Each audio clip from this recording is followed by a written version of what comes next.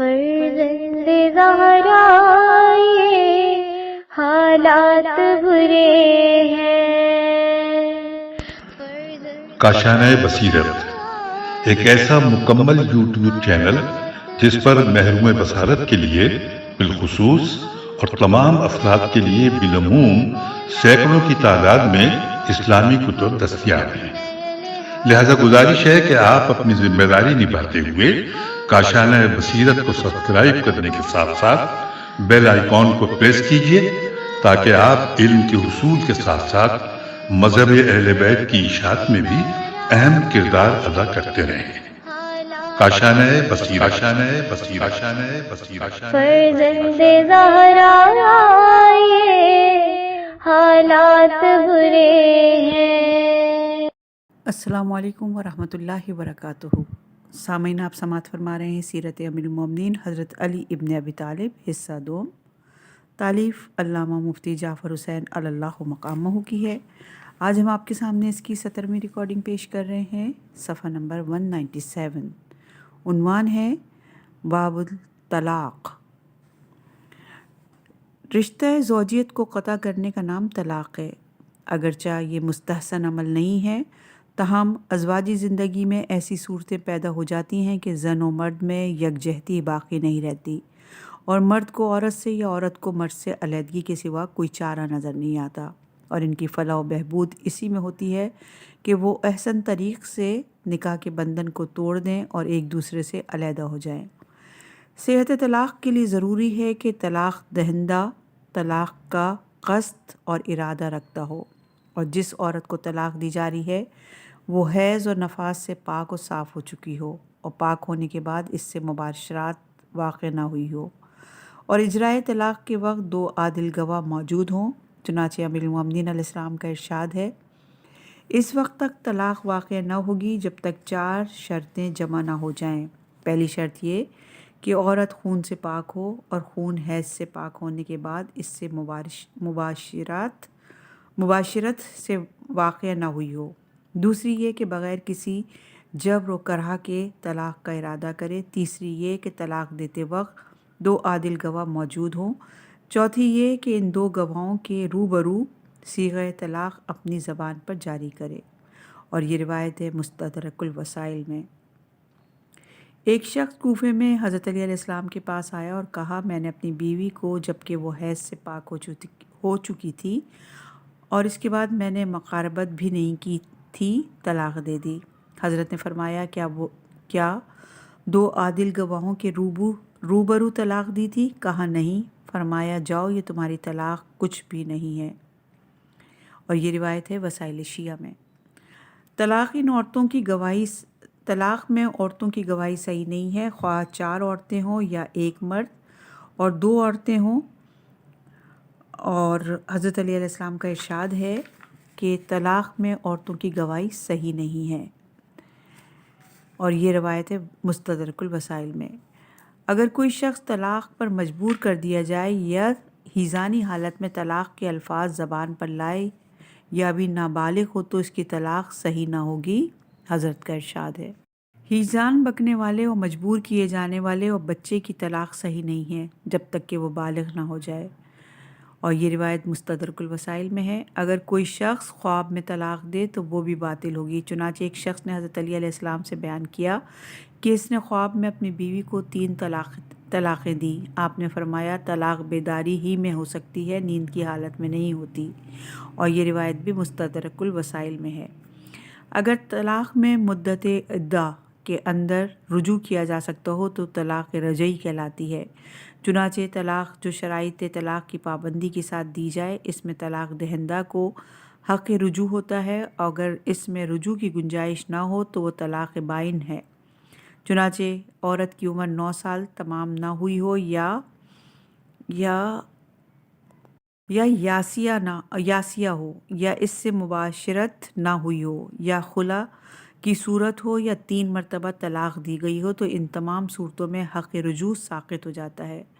ان 3 طلاقوں کی شرعی صورت یہ ہے کہ شرائط طلاق کے ساتھ عورت کو پہلی مرتبہ طلاق دے، پھر مدت ادا کے اندر رجوع کر لے یا عدت کے بعد نکاح جدید کرے، پھر دوبارہ انہی شرائط کے ساتھ طلاق دے، اور مدت عدت کے اندر رجوع کر لے یا عدت کے بعد نکاح کر لے، پھر 3 بار طلاق دے، تو یہ 3 طلاقیں ہو جائیں گی۔ پہلی اور دوسری طلاق رجعی ہوگی اور تیسری طلاق بائن ہوگی، جبکہ کیونکہ اس تیسری طلاق کے بعد نہ رجوع کر سکتا ہے اور نہ اس وقت تک اثر نو عقد کر سکتا ہے جب تک کہ وہ کسی اور مرد سے نکاح کر لے، اس سے طلاق نہ لے لے یا بیوہ نہ ہو جائے۔ چنانچہ امیر المومنین علیہ السلام کا ارشاد ہے، اگر وہ عورت کو ایک طلاق دے اور پھر اسے نظر انداز کر دے یہاں تک کہ اس کی مدت عدت گزر جائے تو چاہے تو اس سے نکاح کر لے اور چاہے تو مدت عدت گزرنے سے پہلے رجوع کر لے، اس صورت میں وہ ایک دفعہ کی طلاق یافتہ ہوگی، اور اگر دوسری دفعہ طلاق دے دے تو مدت عدت کے گزرنے کے بعد اس سے نکاح کرنا چاہے تو نکاح کر لے، اور مدت عدت کے گزرنے سے پہلے رجوع کرنا چاہے تو رجوع کر لے، اس صورت میں وہ 2 دفعہ طلاق یافتہ ہوگی، اور اگر تیسری دفعہ طلاق دے دے تو اس وقت تک حلال نہ ہوگی جب تک کسی اور شخص سے نکاح نہ کر لے۔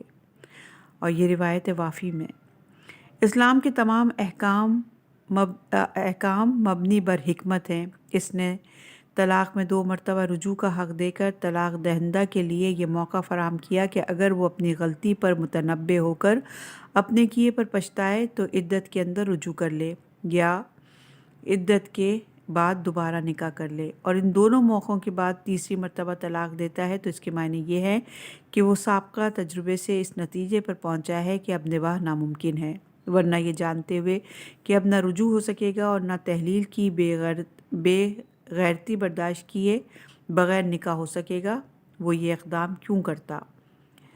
سواد اعظم کے نزدیک اگر کوئی شخص ایک ہی نشست میں 3 مرتبہ لفظ طلاق دہرائے، اطلاق کے ساتھ 3 کا حصہ لگا دے تو پھر پہلے مرحلے ہی میں عورت حرام ہو جاتی ہے، نہ رجوع کا حق رہتا ہے اور نہ اس وقت تک اس سے نکاح کر سکتا ہے جب تک کہ اس کے حلال کرنے کا سر و سامان نہ کر لے۔ اسلام ایسا حکمت پسند اور فطرت شناس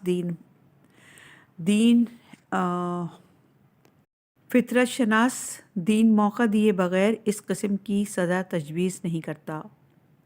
چنانچہ شرع اسلام نے اس قسم کی 3 طلاقوں کو جو بیک وقت دی جاتی ہیں سرہن غلط کہا ہے، اور صحاح اہل سنت میں متعدد احادیث اس غیر اسلامی طریقہ کار کی مد میں درج ہیں۔ چنانچہ پیغمبر اکرم صلی اللہ علیہ وآلہ وسلم کے دور میں کسی نے ایک ہی نشست میں اپنی بیوی کو 3 طلاقیں دے دیں۔ حضرت صلی اللہ علیہ وآلہ وسلم کو معلوم ہوا تو آپ نے پرغضب لہجے میں فرمایا، کیا اللہ کی کتاب سے کھیلا جا رہا ہے حالانکہ میں تمہارے سامنے موجود ہوں؟ اور یہ روایت سنن نسائی جلد نمبر 2 صفحہ نمبر 99۔ اس یک بارگی 3 طلاق کو طلاق ثالث قرار دینے کی ابتدا حضرت عمر کے دور سے ہوئی اور انہی کے حکم سے اس کا نفاذ ہوا۔ چنانچہ ابن عباس کہتے ہیں کہ رسول اللہ صلی اللہ علیہ وآلہ وسلم اور ابو بکر کے عہد میں اور عمر کے دور خلافت کے ابتدائی 2 سالوں میں 3 طلاق کو ایک ہی مانا جاتا تھا۔ حضرت عمر نے کہا کہ لوگوں نے ایسے امر میں جلد بازی شروع کر دی ہے جس میں ان کے لیے مہلت فراہم کی گئی تھی، اب اگر اسی کو نافذ کر دیا جائے تو کیا حرج ہے؟ چنانچہ انہوں نے ایک ساتھ دی ہوئی 3 طلاقوں کو 3 طلاقیں قرار دینے کا حکم جاری کر دیا، اور یہ روایت صحیح مسلم جلد نمبر 1 صفحہ نمبر 477 پر ہے۔ اس حکم کی تائید نہ قرآن سے ہوتی ہے اور نہ سنت رسول سے، بلکہ قرآن اور سنت دونوں نے اس کی نفی کی ہے، مگر اس کے باوجود سواد اعظم کا اسی پر عمل درآمد ہے۔ بہرحال قرآن و سنت اور ائمہ اہل بیت علیہ السلام کی اقوال کی روشنی میں اس ایک ساتھ 3 طلاقیں کہہ دینے سے 3 طلاقیں واقع نہیں ہوتی، بلکہ پہلی اور دوسری اور تیسری کے درمیان رجوع کی صورت پیدا ہو تو 3 طلاقیں ہوں گی۔ اگر کسی آزاد عورت کا شوہر غلام ہو تو وہ بھی 3 طلاقوں کے بعد اسی طرح حرام ہو جائے گی جس طرح آزاد سے بیاہی ہوئی آزاد عورت حرام ہو جاتی ہے۔ چنانچہ حضرت علی علیہ السلام سے غلام سے بیاہی ہوئی آزاد عورت کے بارے میں دریافت کیا گیا کہ وہ کتنی طلاقوں کے بعد حرام ہوگی۔ فرمایا طلاق اور عدت میں دوسری عورتوں کے برابر ہوگی، اور یہ روایت وافی میں ہے، یعنی تیسری طلاق کے بعد حرام ہو جائے گی، اور اس کی مدت عدہ بھی 3 طہر ہے۔ اگر عورت کنیز ہو تو دوسری طلاق کے بعد حرام ہو جائے گی۔ چنانچہ 2 آدمیوں نے حضرت عمر سے کنیز کی طلاق کے بارے میں پوچھا تو ان دونوں کو لے کر امیر المومنین علیہ السلام کے پاس آئے اور کنیز کے طلاق کے بارے میں پوچھا۔ آپ نے انگلیوں کے اشارے سے بتایا کہ 2 یعنی 2 طلاقوں کے بعد وہ اپنے شوہر پر حرام ہو جائے گی۔ اگر کوئی شخص مباشرت کے بعد اپنی بیوی کو طلاق دے تو وہ پورے مہر کی ادائیگی کا ذمہ دار ہوگا، اور اگر مباشرت سے پہلے طلاق دے تو عورت نصف مہر کی حقدار ہوگی۔ چنانچہ حضرت علی علیہ السلام سے دریافت کیا گیا کہ ایک شخص نے کنیز کو مہر قرار دے کر ایک عورت سے عقد کیا اور مباشرت سے پہلے اسے طلاق دے دی، اب ادائے مہر کی کیا صورت ہوگی؟ فرمایا کہ وہ کنیز کی آدھی قیمت اس عورت کو بطور مہر ادا کرے۔ اسی طرح ایک شخص نے اپنی کنیز کی آزادی کو مہر قرار دے کر اس سے عقد کیا اور مباشرت سے قبل اسے طلاق دے دی۔ فرمایا کہ وہ کنیز محنت مزدوری کر کے اپنی نفس قیمت اس شخص کو واپس کرے۔ صفحہ نمبر ہے 201 اور عنوان ہے باب عدہ یعنی عدت کے ایام۔ عورت کو طلاق کے ملنے یا بیوہ ہونے پر کچھ عرصے کے لیے نکاح ثانی سے توقف کرنا ضروری ہے، کیونکہ ایک رشتے کے ختم ہوتے ہی دوسرا رشتہ قائم کر لیا جائے تو اس سے ازواجی رشتہ بے وقت اور بے وزن ہو کر رہ جاتا ہے۔ علامہ بری اس میں یہ مصلحت بھی کار فرما ہے کہ یہ امر واضح طور پر معلوم ہو جائے کہ عورت حاملہ تو نہیں ہے، اور یہ معلوم ہونا اس لیے ضروری ہے کہ اگر رشتے کے قطع ہونے یا شوہر کے مرنے کے بعد دوبارہ نکاح کر لے تو حمل کے ظاہر ہونے کی صورت میں یہ پتہ نہ چل سکے گا کہ یہ حمل پہلے شوہر سے ہے یا دوسرے شوہر سے، کیونکہ ابتدائے حمل میں حمل کا احساس نہیں ہوتا، اور ہوتا ہے تو غیر یقینی طور پر۔ اس بنا پر جن عورتوں میں حمل کا امکان نہیں ہوتا جیسے صغیرہ یاسیہ اور غیر مدخولہ، ان پر سے عدت ساقط کر دیا جاتا ہے اور وہ طلاق کے بعد جب چاہیں عقد ثانی کر سکتی ہیں۔ البتہ عدہ وفات ان پر بھی ہے، کیونکہ ازواجی روابط میں تفریق کے باوجود شوہر کی موت کا صدمہ سب کو یکساں ہوتا ہے، اور غم کے اثرات جب تک تازہ رہتے ہیں انسان فطرتاً خوشی کی کسی تقریب کو گوارا نہیں کرتا، اور اسلام کا ہر قانون چونکہ فطرت کے عین مطابق ہے اس لیے اس نے بیوہ کو سوگوارانہ طرز عمل اختیار کرنے کی ہدایت کی ہے، اور بے ضرورت گھر سے باہر نکلنے، زیور اور رنگین لباس پہننے اور زینت کرنے سے منع کیا ہے۔ اس کی ایک حد بھی مقرر کر دی ہے تاکہ زندگی کے معمولات میں ناقابل برداشت عرصے تک خلل رونما نہ ہو۔ اس مقررہ حد کا نام عدہ ہے، جس میں مطلقہ یا بیوہ عقد ثانی نہیں کر سکتی۔ اگر عورت طلاق یافتہ ہو تو اس کا عدہ 3 طہر ہے، اور اس میں وہ طہر بھی شامل ہے جس میں طلاق واقع ہوئی ہے۔ قرآن مجید میں ہے جن عورتوں کو طلاق دی گئی ہے وہ 3 طہروں تک اپنے کو نکاح سے روکیں۔ قرہ کی جمع ہے، اس کے معنی حیض کے ہیں، اور طہر کے بھی طہر سے مراد 2 حیضوں کا درمیانی حصہ ہے، اور آیت قرہ سے مراد یہی پاکیزگی کے ایام ہے۔ چنانچہ امیر المومنین علیہ السلام کا ارشاد ہے، قرہ بڑا قاف ہے، رے ہے اور حمزہ، قرہ سے مراد 2 حیضوں کا درمیانی حصہ ہے، اور یہ روایت بسائل شیعہ میں ہے۔ لہٰذا جب تیسرے طہر کے بعد خون حیض دیکھے گی تو اس کے ساتھ ہی مدت عدہ ختم ہو جائے گی۔ حضرت علی علیہ السلام کا ارشاد ہے، جب عورت تیسرا خون حیض دیکھے گی تو اس کی مدت عدہ ختم ہو جائے گی، اور یہ روایت وسائل شیعہ میں۔ اگر متعلقہ حاملہ ہو تو مدت عدہ واضح حمل ہے، خواہ طلاق کے تھوڑی دیر بعد بچہ پیدا ہو جائے، وقت پر پیدا ہو یا قبل از وقت گر جائے۔ حضرت علی علیہ السلام کا ارشاد ہے، متعلقہ حملہ کی مدت عدہ فرمان الہی کے مطابق وضع حمل، اور جو کچھ جنے اس سے یہ ظاہر ہو کہ وہ حمل تھا، خواہ جو جنا ہے وہ تمام ہو یا نہ تمام، اس کا عدہ ختم ہو جائے گا۔ اور یہ روایت ہے مستدرک الوسائل میں۔ اگر جڑواں بچوں کے ساتھ حاملہ ہو تو ایک بچے کی پیدائش سے عدہ ختم نہیں ہوگا بلکہ دوسرے بچے کے جننے پر تمام ہوگا۔ حضرت علی علیہ السلام کا ارشاد کہ اس کا عدہ آخری بچے کی پیدائش پر تمام ہوگا۔ اور یہ روایت ہے مستدرک الوسائل میں۔ طلاق رجعی میں عورت عدت کے ختم ہونے تک نان و نفقہ کے حقدار ہوگی اور اسی گھر میں ٹھہرے گی۔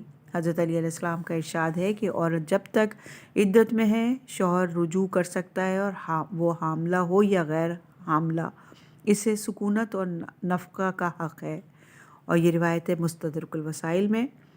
اور عورت کے لیے بھی شدید ضرورت کے بغیر گھر سے نکلنا جائز نہیں ہے۔ حضرت علی علیہ السلام کا ارشاد ہے کہ متعلقہ اپنے عدت کے ایام شوہر کے گھر میں پورے کرے اور عدت ختم ہونے سے پہلے گھر سے نہ نکلے۔ اور یہ روایت ہے مستدرک الوسائل میں۔ اگر عورت بیوہ ہو جائے تو مدت عدت 4 ماہ 10 دن ہوگی، صغیرہ ہو یا یاسا ہو، مدخولہ ہو اور یا غیر مدخولہ۔ چنانچہ ام المومنین علیہ السلام سے دریافت کیا گیا کہ اگر ایک عورت کا شوہر ہم بستر ہونے سے پہلے مر جائے تو عورت عقد ثانی کے لیے کتنا عرصہ توقف کرے؟ فرمایا وہ جب تک 4 ماہ 10 دن تک عدت نہ رکھے دوسرا نکاح نہ کرے۔ اور یہ روایت الفقی میں۔ اگر بیوہ حاملہ ہو تو 4 ماہ 10 دن اور وضع حمل میں جو مدت طویل تر ہوگی وہ مدت عدہ قرار پائے گی۔ چنانچہ ام المومنین علیہ السلام فرماتے ہیں وہ بیوہ جو حاملہ ہو اسے 4 ماہ 10 دن اور وضع حمل میں جو مدت طویل تر ہوگی عدت میں رہنا ہوگا۔ اگر 4 ماہ 10 دن سے پہلے وضع حمل ہو جائے تو وہ 4 ماہ 10 دن پورے کرے، اور اگر 4 ماہ 10 دن گزر جائیں اور وضع حمل نہ ہو تو وضع حمل تک توقف کرے۔ قرآن مجید میں یہ روایت مستدرک الوسائل میں ہے، اور قرآن مجید میں عدت کی ان دونوں مدتوں کا ذکر ہے۔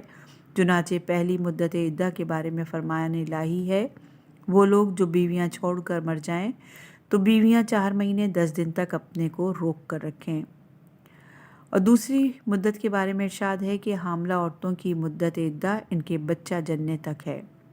ابن مسعود کا قول ہے کہ پہلی آیت منسوخ اور دوسری آیت ناسخ ہے، اور بیوہ کی مدت عدہ صرف وضع حمل ہے، مگر ام المومنین علیہ السلام نے ان 2 آیتوں کو جمع کرتے ہوئے فرمایا کہ ان دونوں مدتوں میں سے جو مدت طویل تر ہوگی وہی مدت عدہ ہوگی، اور یہی قول مسلم اور معتمد ہے۔ علامہ طبری نے مجموع البیان میں دوسری آیت کو متعلقہ عورتوں کے بارے میں قرار دیا، اس لیے کہ متعلقہ اگر حاملہ ہو تو اس کی مدت عدہ صرف وضع حمل ہے۔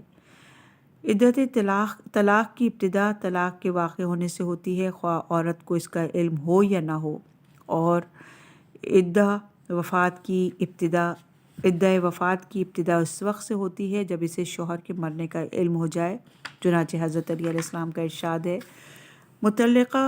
متعلقہ اس دن سے عدت شروع کرے گی جس دن سے اسے طلاق ہوئی ہے، اور بیوہ اس دن سے عدت کی ابتدا کرے جس دن اسے شوہر کے مرنے کی اطلاع ملی۔ اور یہ روایت الفقی میں۔ اگر کوئی عورت طلاق رجعی کی عدہ میں ہو اور اسی عدہ کے دوران اس کا شوہر فوت ہو جائے تو وہ عدت طلاق کے بجائے عدت وفات رکھے گی۔ چنانچہ ام المومنین علیہ السلام سے پوچھا گیا کہ ایک شخص اپنی بیوی کو پہلی یا دوسری طلاق دے دیتا ہے اور عورت کی عدت کے دوران خود مر جاتا ہے، اس عورت کو کیا کرنا چاہیے؟ فرمایا وہ 4 مہینے 10 دن عدت رکھے، اور جو اس عورت کا عدہ ہے جس کا شوہر مر جائے۔ اور یہ روایت ہے مستدرک الوسائل میں۔ صفحہ نمبر ہے 205 اور عنوان ہے باب القضاء۔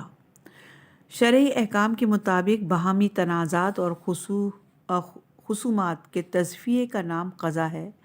اس کام کی اہمیت اسی سے ظاہر ہے کہ عدل و انصاف کا حصول، حقوق عامہ کا تحفظ اور تمدنی نظام کا قیام اسی سے وابستہ ہے، لیکن جتنا یہ فریضہ اہم ہے اتنا ہی اپنی گوناگوں پیچیدگیوں کی وجہ سے کٹھن و دشوار ہے، اور اچھے ذی فہم صحیح نتیجے تک پہنچنے سے قاصر رہتے ہیں، اور اگر پہنچ بھی جائیں تو مالی مفاد اور تعلقات اور روابط کی فولادی دیواریں ان کی راہ میں حائل ہو جاتی ہیں اور انصاف اور حق رسی کے بجائے تضییع حقوق پر آمادہ ہو جاتے ہیں۔ صرف وہی افراد اس سے عہدہ برا ہو سکتے ہیں جن کا قلب اور ضمیر مادی آلائشوں سے پاک و صاف اور احساس سے فرض کے پیش نظر اس منصب کی ذمہ داریوں کی تکمیل میں فرق نہ آنے دیں۔ چنانچہ امیر المومنین علیہ السلام نے قاضی شرع کو اس منصب اور اس منصب کی ذمہ داریوں کی طرف متلفت کرتے ہوئے فرمایا: اے شرع، جس مسند پر تم بیٹھے ہو اس پر نبی یا وصی یا نبی بیٹھتا ہے یا وہ جو شقی و بدبخت ہوتا ہے، اور یہ روایت ہے وسائل شیعہ میں۔ اس منصب کا تقاضا یہ ہے کہ انسان جو فیصلہ کرے پوری دیانتداری سے کرے اور بیجا رو رعایت اور جنبہ داری اور خیانت اور بے راہ روی سے کنارہ کش رہے۔ حضرت علی علیہ السلام نے رفع ابن شداد کو احواز میں قاضی مقرر کیا تو انہیں ہدایت دیتے ہوئے تحریر فرمایا: یہ منصب ایک امانت ہے، جو اس میں خیانت کا مرتکب ہوگا وہ قیامت تک اللہ کی لعنت کا مستحق قرار پائے گا، اور یہ روایت ہے مستدرک الوسائل میں۔ قضا کے سلسلے میں رشوت لینے کا کوئی جواز نہیں، خواہ صحیح فیصلہ ہی کرنا ہو۔ حضرت علی علیہ السلام کا ارشاد ہے کہ فیصلے کے سلسلے میں رشوت حرام ہے، اور یہ روایت ہے مستدرک الوسائل میں۔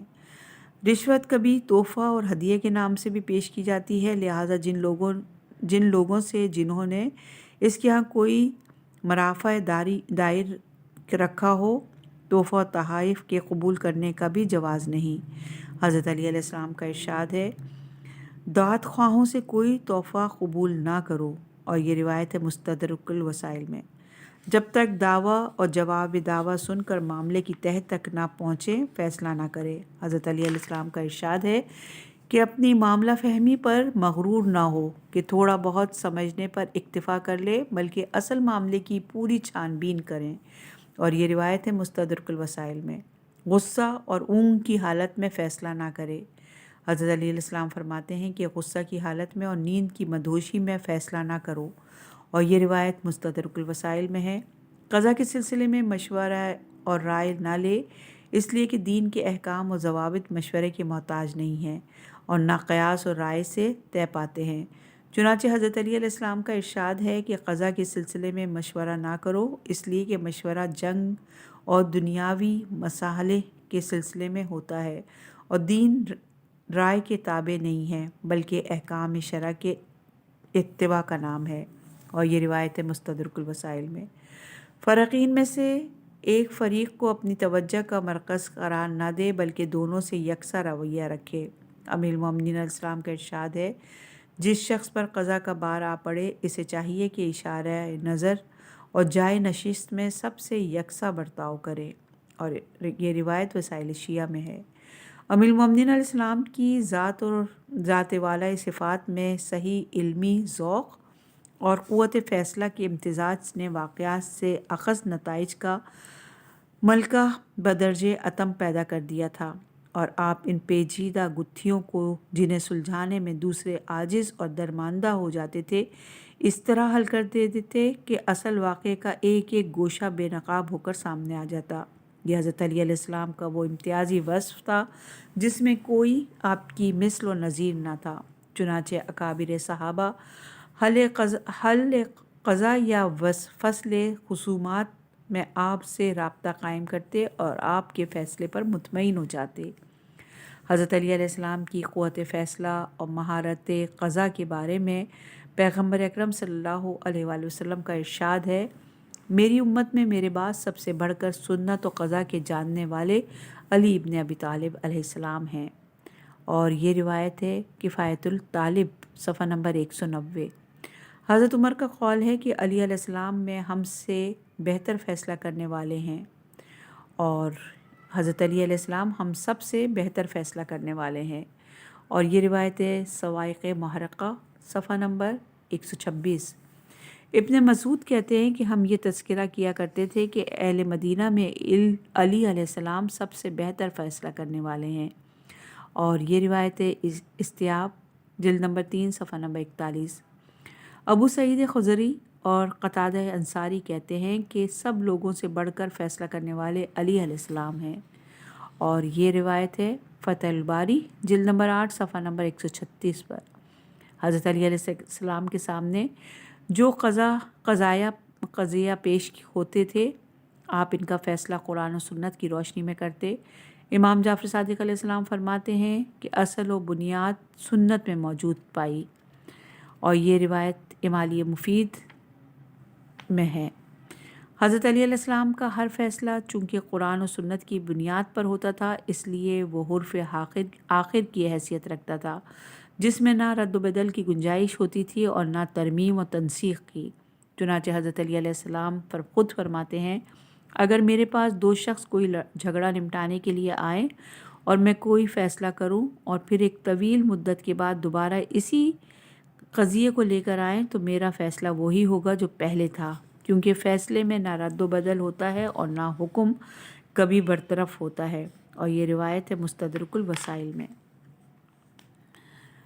فصل خصومات کے سلسلے میں ام المومنین علیہ السلام کا طریقہ کار یہ تھا، اگر ایک چیز کی ملکیت کے دو دعوے دار ہوتے ہیں اور دونوں کا قبضہ ہوتا ہے، یعنی میں سے کسی ایک کا قبضہ نہ ہوتا تو دونوں کو نفس کا مالک قرار دیتے۔ چنانچہ دو آدمیوں نے ایک اونٹ کے بارے میں دعویٰ کیا اور دونوں نے اپنی ملکیت کے گواہ پیش کیے۔ حضرت علی علیہ السلام نے دونوں کو نفس کا مالک قرار دیا۔ اگر دو دعوے داروں میں سے ایک کا قبضہ ہوتا تو قبضے کو دلیل ملکیت قرار دے کر اس کے حق میں فیصلہ فرماتے۔ چنانچہ دو شخصوں نے ایک چوپائے کے بارے میں دعویٰ کیا اور دونوں نے اپنی اپنی ملکیت کے گواہ پیش کیے۔ حضرت نے اس شخص کے حق میں فیصلہ کیا جس کا قبضہ تھا، اور فرمایا کہ جس کا قبضہ نہ ہوتا تو میں ان دونوں کا نفس کا مالک قرار دیتا۔ اگر دونوں کے پاس برابر کے گواہ ہوتے تو ان دونوں سے دوسرے حق کی نفی کے سلسلے میں قسم بھی لیتے۔ چنانچہ دو آدمیوں نے ایک چوپائے کی ملکیت کا دعویٰ کیا اور دونوں نے گواہ پیش کیے۔ حضرت نے ان دونوں سے قسم کا مطالبہ کیا۔ ان میں سے ایک نے قسم کھانے سے انکار کیا اور دوسرے نے قسم کھا لی۔ آپ نے وہ چوپایا قسم کھانے والے کے حوالے کر دیا۔ اگر دونوں گواہ پیش کرتے مگر ان کی تعداد میں فرق ہوتا تو ان کی کمی بیشی کے اعتبار سے فیصلہ کرتے۔ چنانچہ دو شخصوں نے ایک خچر کی ملکیت کا دعویٰ کیا۔ ایک نے 5 گواہ، دوسرے نے 2 گواہ ملکیت کے ثبوت پہ پیش کیے۔ حضرت علی علیہ السلام نے 5 گواہ پیش کرنے والے کو 5 حصوں کا اور 2 گواہ پیش کرنے والے کو 2 حصوں کا مالک قرار دیا۔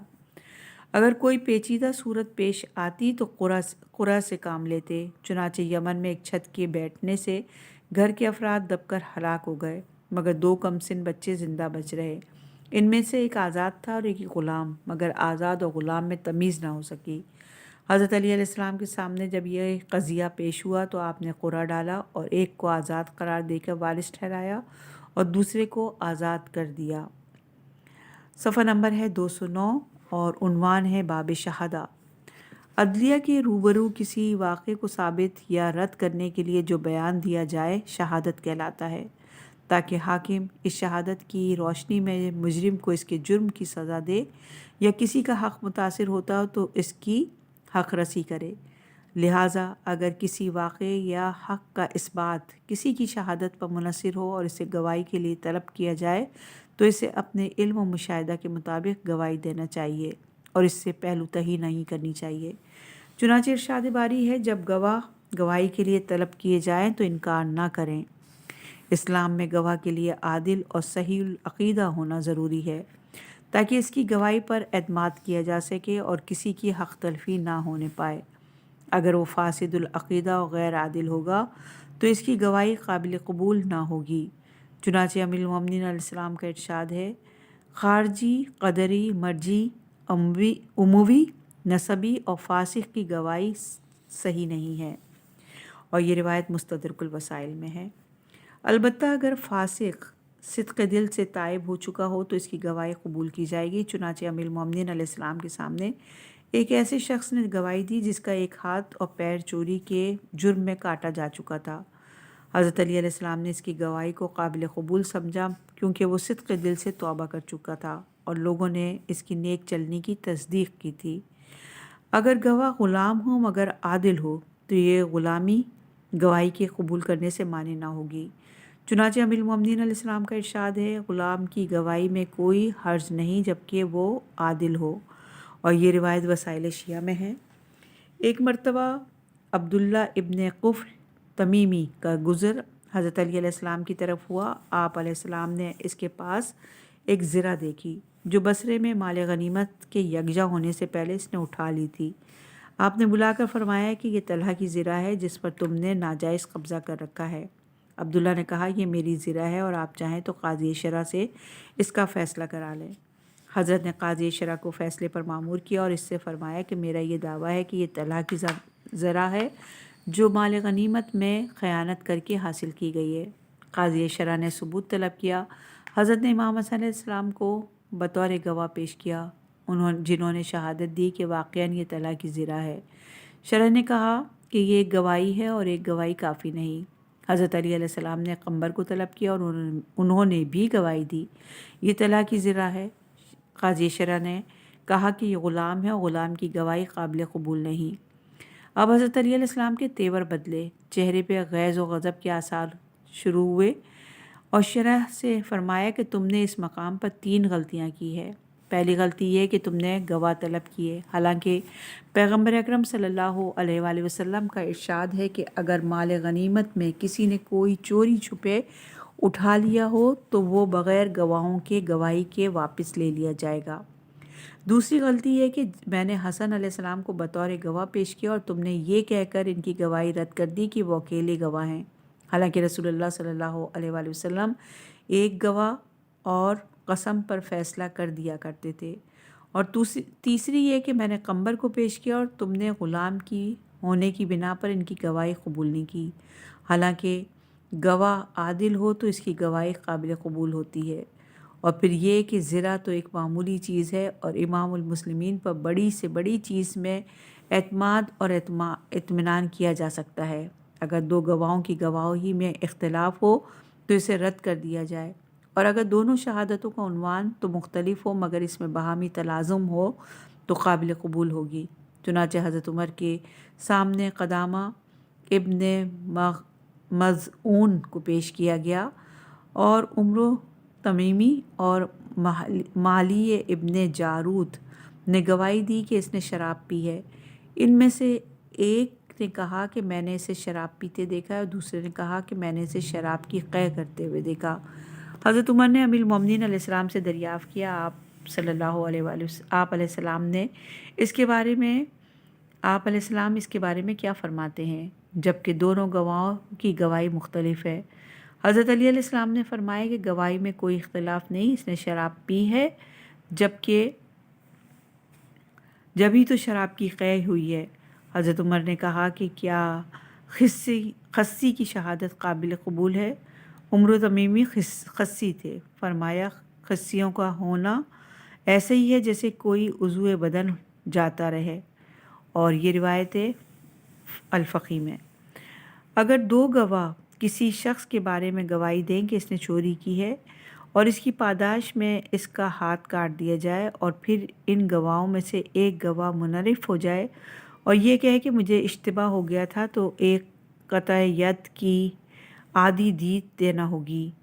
चुनाचे 2 आदमियों ने एक शख्स के बारे में चोरी की गवाही दी जिस पर इसका हाथ काट दिया गया। फिर इनमें से एक ने कहा कि मुझे इश्तिबा हो गया था।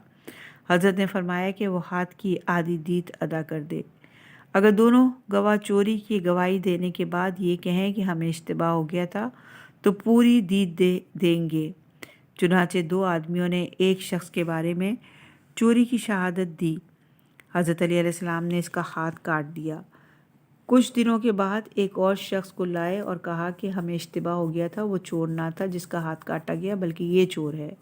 हज़रत ने हुक्म दिया कि दोनों पहले शख्स की क़त्अ यद की दीत दें और दूसरे शख्स के बारे में इनकी गवाही रद्द कर दी। अगर किसी शख्स के बारे में कत्ल या ज़िना की गवाही दी जाए और उसके नतीजे में इसे कत्ल या संसार कर दिया जाए और बाद में गवाह ये कहें कि हमें इश्तिबा हो गया था, तो इन पर कत्ल की दीत आयद होगी। और अगर ये कहें कि हमने अमदन गलत शहादत दी थी तो वो कत्ल के सज़ावार होंगे। चुनाचे 4 आदमियों ने एक शख्स के बारे में ज़िना की गवाही दी और शहादत की बिना पर इसे संसार कर दिया। बाद में इस एक गवाह منحرف ہو گیا۔ حضرت علی علیہ السلام نے فرمایا کہ اگر وہ یہ کہتا کہ مجھے اشتباہ ہو گیا تھا تو وہ 1/4 دید دے، اور اگر 2 گواہ یہ کہیں کہ ہمیں اشتباہ ہو گیا تھا تو وہ نصف دید دیں، اور اگر 3 گواہ کہیں کہ ہمیں اشتباہ ہو گیا تھا تو 3/4 دید دیں، اور اگر 4 گواہ کہیں کہ ہمیں اشتباہ ہو گیا تھا تو پوری دید ادا کرے۔ اگر یہ کہیں کہ ہم نے جھوٹی گواہی دی تھی تو وہ قتل کی سزاوار ہوں گے۔ اگر یہ اندیشہ ہو کہ گواہوں میں سے ایک دوسرے کے روبرو گواہی طلب کی گئی تو ایک ہی کی گواہی دوسرے کی گواہی پر اثر انداز ہوگی، تو اس صورت میں گواہوں سے الگ الگ گواہی لینا چاہیے۔ امیر المومنین علیہ السلام ایسے موارد پر گواہوں کو ایک دوسرے سے الگ کر کے گواہی لیتے تاکہ ان کے اتفاق اور اختلاف سے اصل واقعے کی صحت اور عدم صحت واضح ہو سکے۔ چنانچہ ایک شخص سفر میں تھا اور اس کے گھر میں بیوی اور یتیم لڑکی تھی۔ اس کی بیوی کو یہ خیال ہوا کہ کہیں اس کا شوہر اس لڑکی سے عقد نہ کر لے۔